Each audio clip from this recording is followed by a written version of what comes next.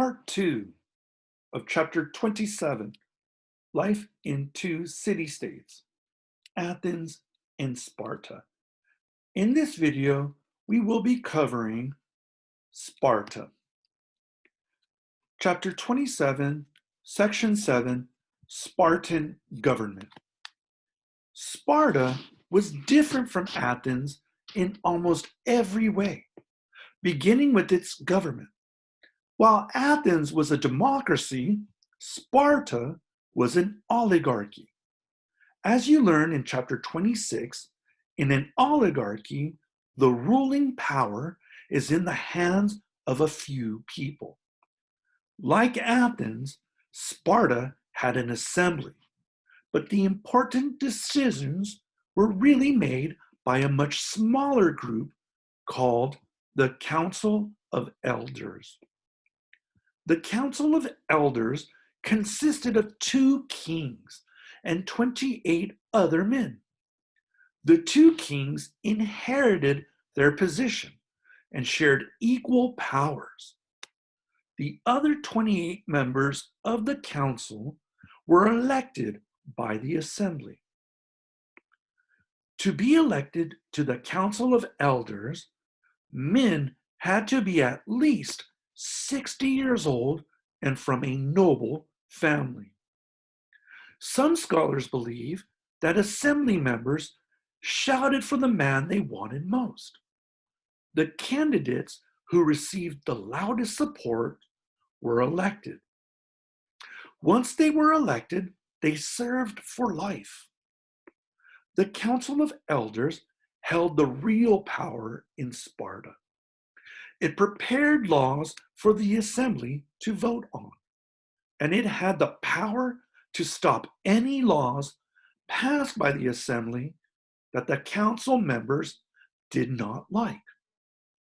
The assembly in Sparta was made up of male citizens.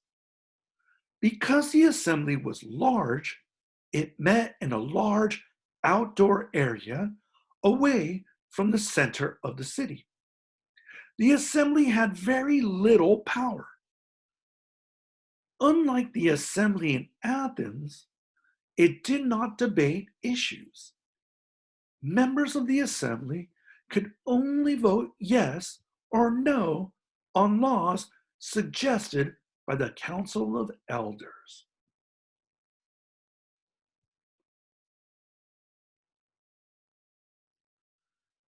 (27.8) Spartan economy.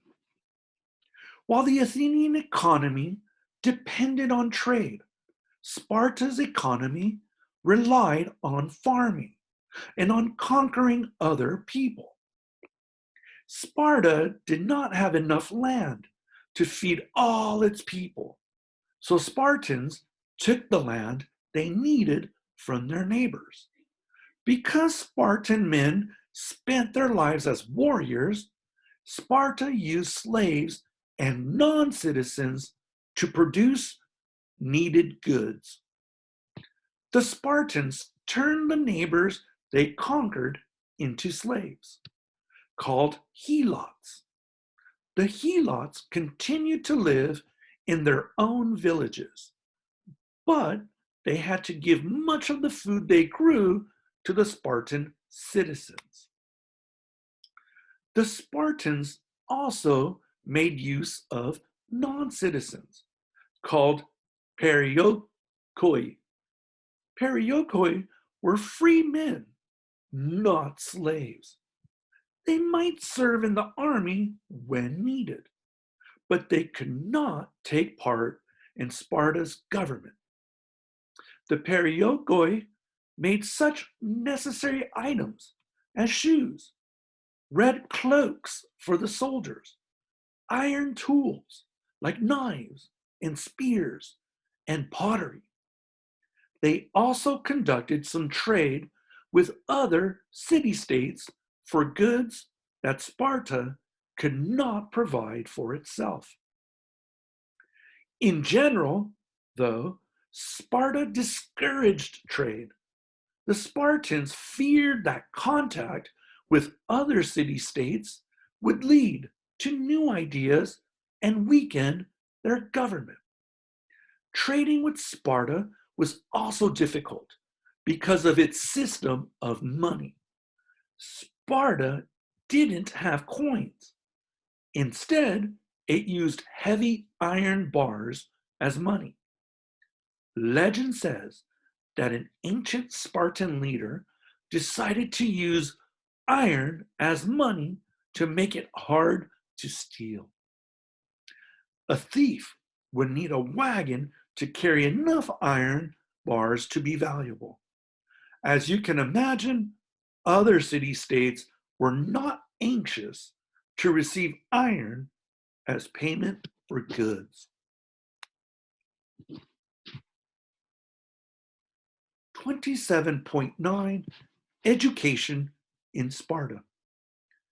In Sparta, the purpose of education was to produce men and women who could protect the city state. If a baby did not appear healthy and strong, it might be left to die on a hillside. Spartans valued discipline and strength. From the age of 7, all Spartan children were trained to fight. Even girls received some military training. They learned wrestling, boxing, foot racing, and gymnastics. Spartan boys lived and trained in buildings called barracks. They were taught to read and write, but Spartans did not consider those skills as important. What was important was to be a brave soldier. Spartan boys were taught to suffer any amount of physical pain without complaining. They marched without shoes. They were not fed well, and they were encouraged to steal food as long as they did not get caught. One Spartan legend tells of a boy who stole a fox because he was starving. When he saw his teacher coming, the boy quickly hid the fox under his cloak. Rather than confess, he let the fox bite his stomach. At the age of 20 or so, Spartan men were given a difficult test of fitness, military ability, and leadership skills. If they passed, they became Spartan soldiers and full citizens. Even then, they continued to live in soldiers' barracks, where they ate, slept, and trained with their classmates. A man could not live at home with his wife and family until he was 30 years old, and his military service continued long after that. 27.10 Women and Slaves in Sparta. Spartan women lived the same simple life as Spartan men. They wore plain clothing with little decoration. They did not wear jewelry or use cosmetics or perfume. Like Spartan men, women were expected to be strong and healthy and ready to fight. A woman was expected to look after her husband's property in times of war. She also had to guard it against invaders and revolts from slaves.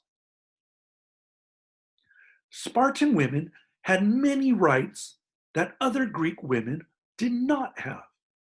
They were free to speak with their husbands' friends. They could own and control their own property. They could even marry another man if their husband had been away at war too long. Spartan slaves, the helots, were people who had been conquered by the Spartans. There were many more helots than citizens in Sparta. The Spartans were afraid the helots would revolt, so they treated them very harshly. The government sometimes declared war on the Helots so that it could legally kill any slaves it thought might rebel. Once the Spartan government asked the Helots to choose their best fighters, the Spartans said these men would be set free as thanks for fighting for Sparta. 2,000 Helots were chosen. Immediately, the Spartans killed every one of them to eliminate any future Helot leaders. Despite this treatment, Helots actually had some rights. They could marry whomever and whenever they wanted. They could pass their names on to their children. They could sell any extra crops they had after giving their master his share. If they saved enough money, they could even buy their freedom. 27.11 Chapter Summary. In this chapter, you learned about Athens and Sparta, two very different city-states in ancient Greece. Athens was a democracy, though only free men could take part in its government. Its economy depended on trade. Boys were educated to be good citizens. Girls learned skills for managing the household. Women and slaves had far fewer rights than men had. Sparta was more isolated than Athens. It was primarily a military state. Its government was an oligarchy in which a few men held most of the power. The Spartan economy depended on farming and conquest. Boys and girls alike were educated to protect the city-state. Spartan women had more rights than other Greek women. The city depended on slaves and other non-citizens to provide for many of its needs.